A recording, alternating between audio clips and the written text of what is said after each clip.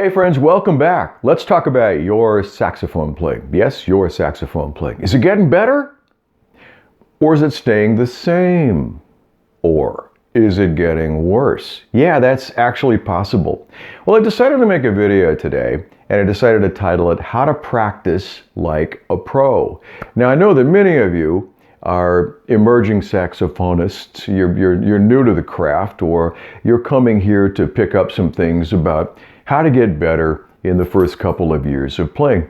Others of you are at the intermediate level or even advanced level. So all the things that we're going to talk about here and how to practice will help you. Now, there's a lot of mythology around exactly how to practice a saxophone. For example, if you cruise around on YouTube, if you look at some of the different awesome videos, by the way, that are available, you might hear or you might find that sax players who are at the top level of the game say, well, I practiced for 8 hours a day, or I practiced for 3 hours a day.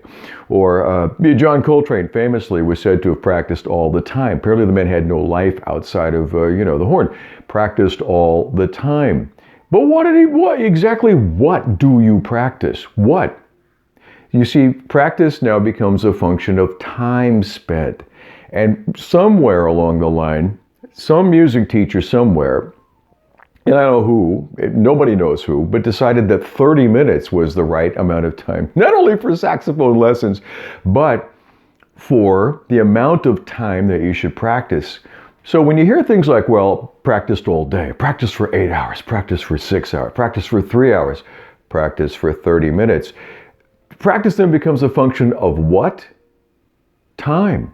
Did you say time? Yes, of course you did. Right answer. Give yourself an A. Time. Practice becomes a function of time. Well, really, we want to erase that concept. That's what this video is primarily about. Erasing the concept, getting rid of the concept of practicing your saxophone as being a function of a set amount of time.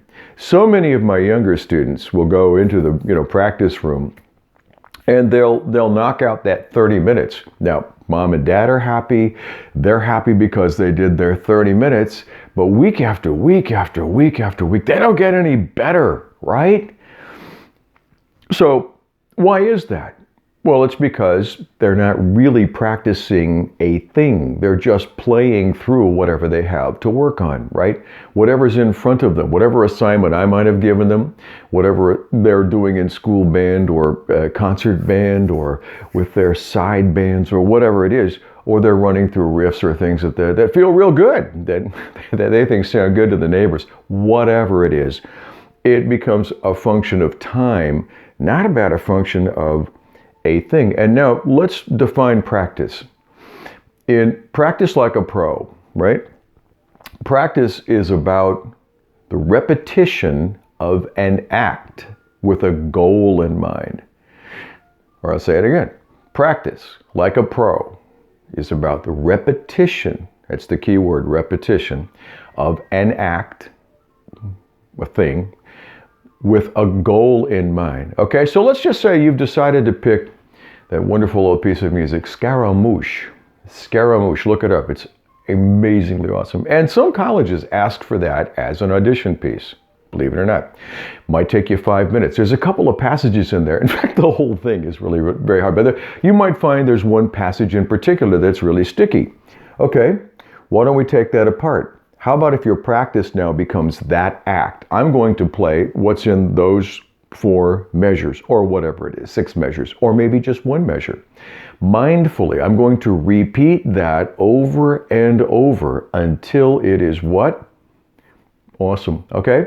That's it. That's what practice is. Now, Michael Brecker, amazing saxophone player. If you don't know who he is or what, or anything about him, look him up. Michael Brecker, B-R-E-C-K-E-R. He taught us to practice, always, in fact, practice, include in your practice session, what you practiced yesterday, all right? Include in your practice session what you practiced yesterday. That comes from Michael Brecker, and I find his advice to be pretty good. If you listen to how he plays, maybe you want to get to that place. We'll talk about why I like Michael Brecker in another session. I don't idolize him or anybody else. I just think he's a wonderful player. So practice what you practiced yesterday. So if you did your C major scales yesterday, make sure that you include them today, right? That cements the act of whatever it was that you practiced to get better. Add to that whatever you have. Say you've got a piece for school band and it's just not working out. You're playing an accent for achievement, or any one of the books, any one of I don't mean to advertise, but any one of the books that are available to school age students. And you've got a passage, it's just not coming. The rhythm's off, or the intonation's off, or whatever. So you pick that. That's your goal. All right. I'm going to get my rhythm right in this one piece.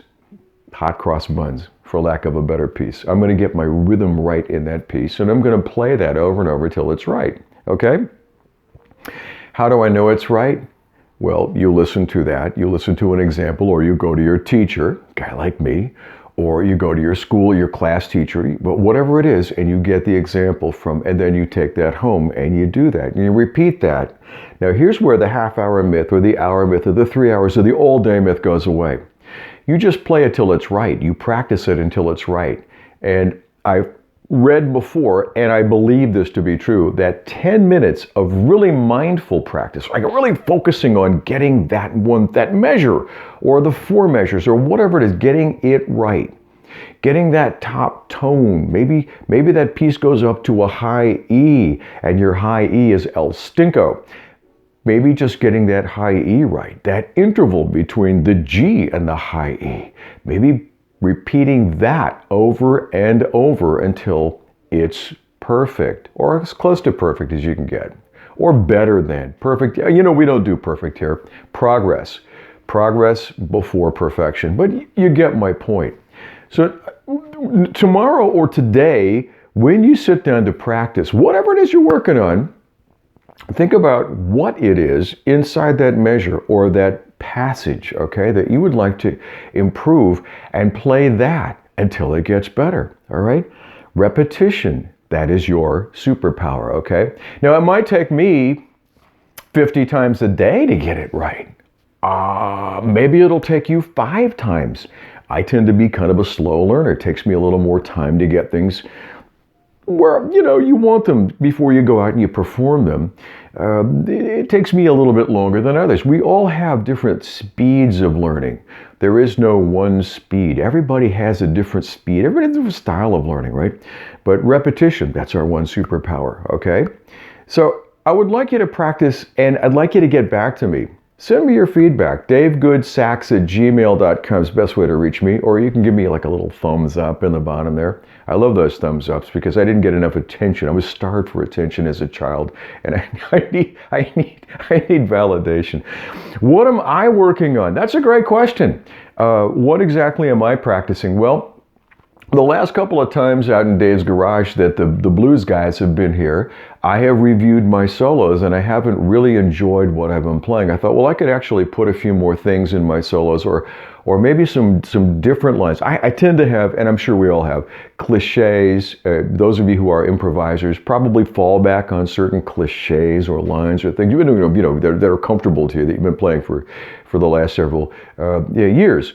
And I hear those a lot in my playing, and that's what I'm working on eliminating. So am I doing? Yes, I'm working on scale studies, arpeggios of half diminished, the half diminished around the circle of fourths. I'm playing C half diminished, then F half diminished, then B flat half diminished. Circle of fourths is a great way to organize your scale studies. Arpeggios, better way to play things, 1, 3, 5, 7, than the whole scale from top to bottom, unless you're a concert saxophonist, and you could be. So I play the arpeggios from top down, and why do I like the half diminished? Because, they sound cool and they're kind of hard. So I'll do that to warm up. I'll do long tones. I'll do those every day, long tones. Subtones. I might go over some actual songs that I know that I worked on yesterday, all the stuff that I worked on yesterday. But then what I'm going to do is I'm going to sit down and listen to sax players that I really like, and I'm going to play along with them. I'm not going to steal their riffs, so to speak, but I'm going to play along with them. Kirk Whalum is a guy I really like. Marvelous saxophone player, Kirk Whalum, look him up.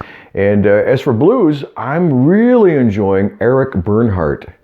He plays with Marcia Ball. Eric Bernhardt, look him up. Got some great ideas, great new energy in the blues field. So I'm going to play along with some of those tracks, and maybe even copy some of his licks and absorb what he's doing. Play along to recorded tracks. You can find them on Spotify. You can look them up on YouTube.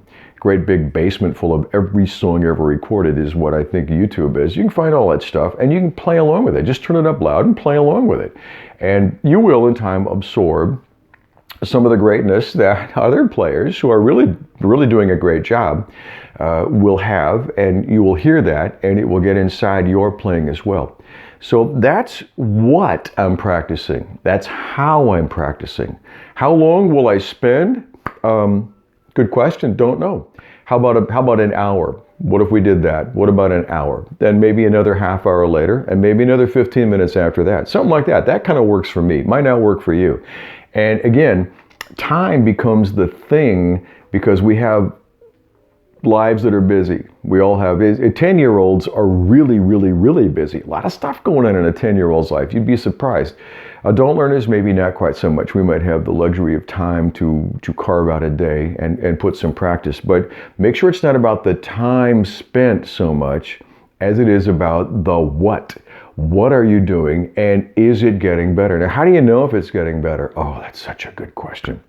You can record yourself. Yes, you can record yourself. Your smartphone, the thing I'm talking to you on right now, you can actually record the audio and you can listen back to it. You can use a metronome. You can bump the speed of the metronome up each day. You can play something for somebody that you know that will give you feedback, right? You can actually master something and say, hey, I've got a student that I do that with, and I can call them up and say, hey, let me play this thing for you. What do you think about this? Does it sound bright? Does it sound dark? Did I get my tones right? What do you think about it? Is my rhythm good? Do you like these lines I'm playing? Whatever.